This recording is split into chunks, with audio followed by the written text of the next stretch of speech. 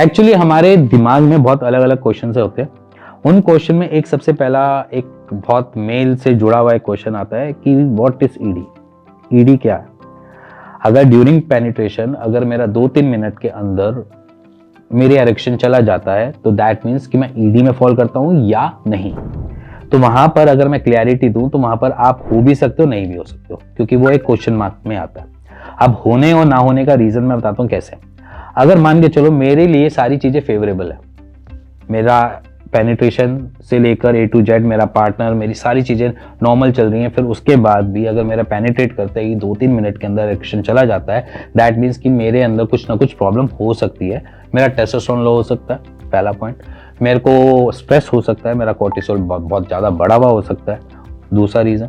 तीसरा, या फिर मेरा मेंटल स्टेटस उस इवैल्यूएशन में ढंग से काम ही नहीं कर रहा, या फिर मेरा जो ब्लड का फ्लो है टूवर्ड्स ग्रोइन एरिया वो मेरा लोअर साइड पे है। तो ये कुछ रीजंस होते हैं जहां पर पेनिट्रेशन के बाद मेरी सारी चीजें नॉर्मली होने के बाद मेरा पार्टनर, मेरे आजू बाजू में कोई भी ऐसी चीज नहीं है, तो वहां पर अगर पेनिट्रेशन करने के बाद मेरा 2-3 मिनट के अंडर एरेक्शन जो है वो चला जाने का मतलब है कि मैं ईडी का पेशेंट होने वाला हूं या हो सकता हूं। या दूसरा, जहां पर मैं बोलता हूं कि आपका पार्टनर, सेकंड जो है आपका पार्टनर आपको फेवरेबल कंडीशंस में नहीं डाल पा रहा। मतलब कि मैं अगर पार्टनर के साथ पेनिट्रेट या इंटरकोर्स करने जा रहा हूँ तो उसमें मेरे को हेयरी बॉडी मिल रही है, मेरे को उसके बाल सही नहीं लग रहे हैं, या फिर मेरे को खिड़की खुली हुई दिख रही है, या फिर पर्दे ढंग से बंद नहीं हुए हुए, मेरा जो मेंटल स्टेटस है उस आजू बाजू में वो मेरे फेवर में ना होते हुए मेरे आजू बाजू के जगहों पे ज़्यादा ध्यान जा रहा है, तब भी अगर पेनिट्रेशन के बाद अगर मेरा एरेक्शन जा रहा है तो उसको ईडी की कैटेगरी में नहीं रखते।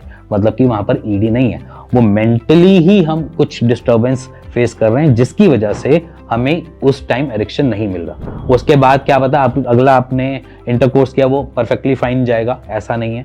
बट अगर उस स्टेट ऑफ माइंड में या उस जगह पे, उस पोजिशन पे आपको वो जगह सही नहीं लग रही है, जिसकी वजह से वहाँ पर हमारा पेनिट्रेशन होने के बाद जो एरेक्शन है वो डाउन फॉरवर्ड आ जाता है। ऐसे बहुत सारे केसेस देखे हैं जहां पर हमने देखा है कि उनके ब्रेकअप्स हुए, एज इन ब्रेकअप्स हुए, और उसके बाद जब किसी और फीमेल के साथ उनका रिलेशनशिप बना, देन उसके बाद उनकी एरेक्शन जो है वो नहीं हुई, ना के बराबर हुई। तो उस केस में ईडी नहीं होता।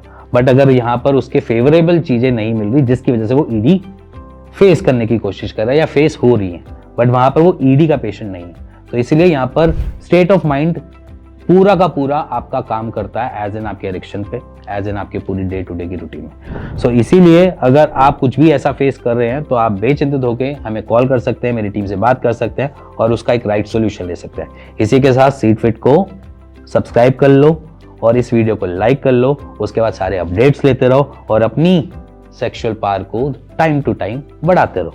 इसी के साथ मिलेंगे नेक्स्ट वीडियो के लिए, तब तक गुड बाय।